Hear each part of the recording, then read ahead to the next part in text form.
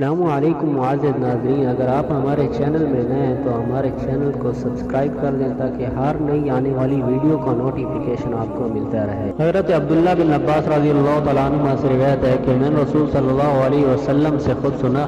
آپ صلی اللہ علیہ وسلم فرماتے تھے جو مسلمان فوت ہو جائے اور اس کے جنازے کو ایسے 40 آدمی ادا کریں جو اللہ تعالیٰ کے ساتھ شریک نہ ٹھہرانے والے ہوں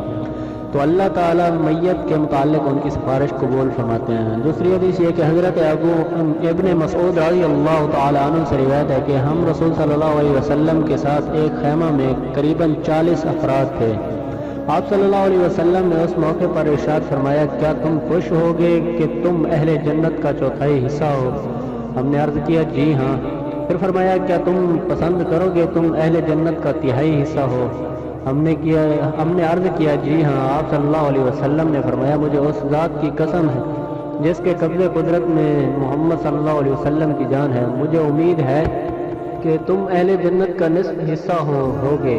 اور وہ اس طرح کہ جنت میں صرف مومن جائیں گے اور مشرکین کی تعداد کے مقابلے میں تم ایسے ہو جیسے کالے بیل کی کھال میں سفید بال یا سرخ بیل کے چمڑے میں پرسیاہ بال۔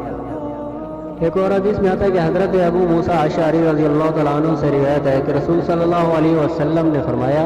جب قیامت کا دن ہوگا تو اللہ تعالیٰ ہر مسلمان کو ایک ایک یہودی یا نصرانی عنایت فرمائے گا، یہ تیرا آگ سے بچنے کا فدیہ ہے۔ اور ایک اور روایت میں انہوں نے